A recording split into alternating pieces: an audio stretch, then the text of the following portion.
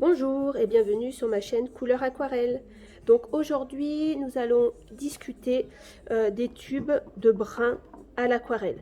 Donc on pourrait se dire que ben là c'est toute une nuance de brun. On n'y comprend pas trop quand on débute l'aquarelle, on ne sait pas trop comment lire, on ne sait pas lesquels acheter.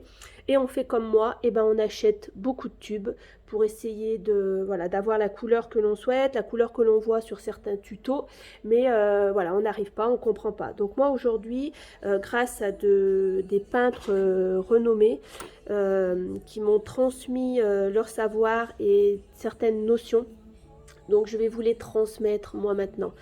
Je trouve que c'est très très important quand on débute l'aquarelle et même quand on est intermédiaire sur la pratique de l'aquarelle et peut-être même si on est professionnel, et ben on a certains éléments qu'on ne connaît pas. Et ben, on les trouve sur ma chaîne YouTube. N'hésitez pas à partager, à liker et à vous abonner si vous êtes intéressé par tous les éléments que je vous partage. Donc on va le faire en deux fois. On va faire ici, je vais vous parler des tubes, des couleurs, des pigments. Et ensuite on fera ici le nuancier comme on avait fait précédemment pour le rouge, le bleu et le violet.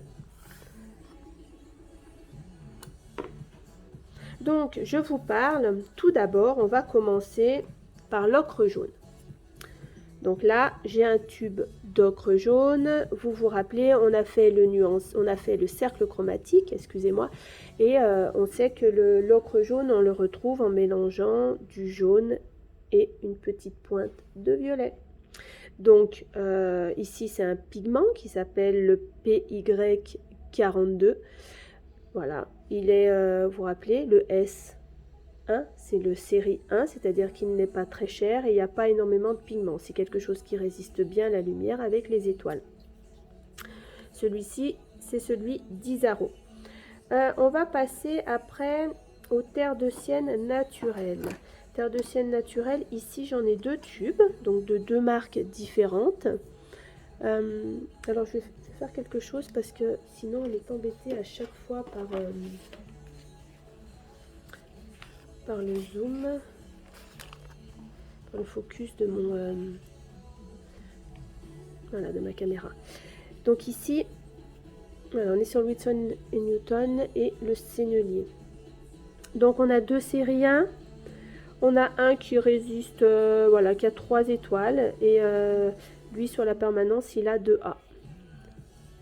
On retourne derrière et là ici on a un PBR7, pourtant il est transparent, mais par contre là on est bien dans une terre, celui-ci. Ici on avait un PY qui est yellow, qui est jaune, voilà, et là ici on est bien sur une terre. Et si on regarde celui-ci, donc hop, on est ici, regardez, c'est un mélange. Le pigment c'est de PY42 et de PR101, ça veut dire qu'on a ici le PY42 sur Isaro, hein, on l'a retrouvé ici, et du PR101, ça veut dire que c'est du rouge. Voilà, je vais vous le présenter tout à l'heure, le PR101, je vais vous expliquer.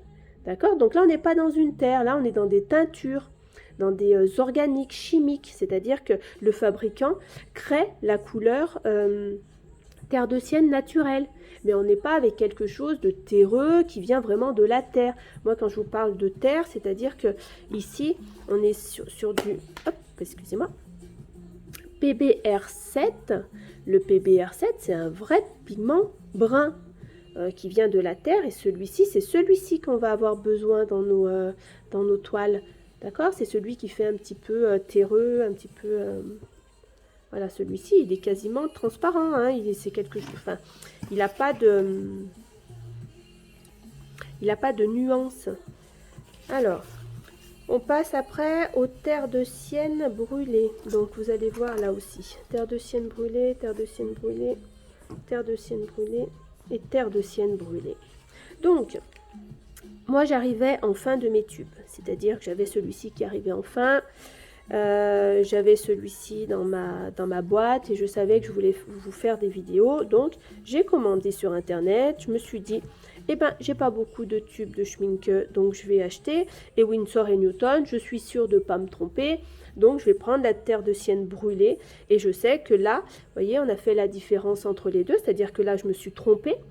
En fait, j'ai acheté les deux en même temps. Donc, j'ai réalisé une fois reçu que je m'étais trompée dans mes teintes. Vous verrez. Celui-ci, j'étais sûre parce que je l'avais acheté en magasin des Beaux-Arts et j'avais pu regarder à l'arrière. Donc, j'ai commandé ceci et vous verrez que je suis bien embêtée parce que je devrais m'en servir lorsque je voudrais des couleurs terre mais transparentes, mais ce ne sont pas des terres, c'est-à-dire qu'ils ont été fabriqués comme ceci. Par contre, celui-ci qui est de Sennelier, voilà, qui est pourtant un série 1, d'accord? Mais ici, si on regarde bien à l'arrière du tube, c'est bien. Alors, hop, un PBR7. Vous voyez, il est transparent, mais là, je sais que je suis dans un brun. Je suis vraiment avec des pigments qui viennent de la terre. Donc, je suis bien sur un terre de sienne brûlé. Donc, celui-ci, je vais vous le mettre en bas. Et là, ici, donc chez Daniel Smith aussi, on est sur du PB, enfin excusez-moi, sur du terre de sienne brûlé. Et si on regarde à l'arrière, voilà, je suis bien sur du PBR7. Donc là aussi, je suis bien sur un terre de sienne brûlé qui est à base de terre, qui vient voilà, de la surface de la terre. Et ça, c'est très important. Je vous donnerai peut-être quelques notions. Là, ça sera vraiment pour les plus avancés, ces notions-là. Mais c'est important de l'avoir dans notre palette, celui-ci. Et donc, j'ai reçu ceci que j'ai commandé sur Internet. Et regardez, donc là, on est sur du Winsor & Newton. Pourtant, on est sur du professionnel. On est série 1 avec une bonne permanence AA. Et par contre, donc on est sur du pigment transparent, mais comme les précédents. Et par contre, on est sur du PR101. Et PR101, on est sur un pigment rouge, un pigment organique. Donc, on n'est pas du tout sur un pigment de terre. D'accord? C'est un pigment organique, c'est-à-dire qu'il a été créé, il est chimique. Donc, on va le mettre ici. Et on verra sur le rendu que celui-ci sera transparent. Et donc, moi qui voulais essayer celui-ci avec une très bonne permanence, vous avez vu, 5 étoiles. Ici, il est semi-opaque. Et donc, si je regarde à l'arrière, quelle surprise! Quelle surprise! Alors, je suis moyennement surpris. J'ai du PR101, qui est un pigment organique rouge, et j'ai un PBK 9. Qu'est-ce que ça veut dire, le PBK? C'est du noir.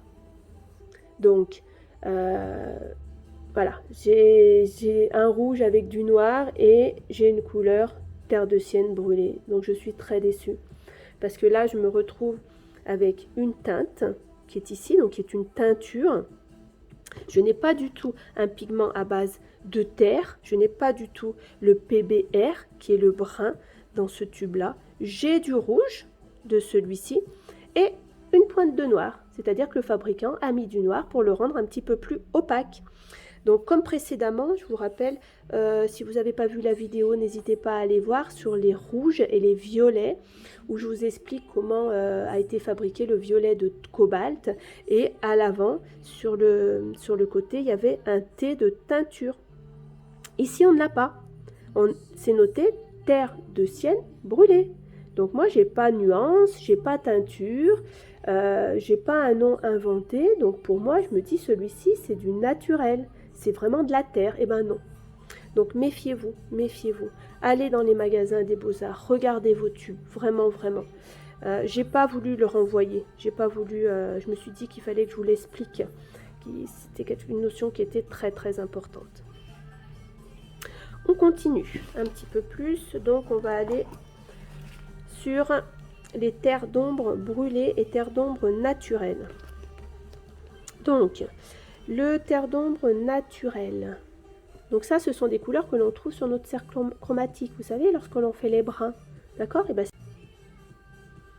c'est ceci qu'on arrive à créer en faisant nos mélanges. D'accord?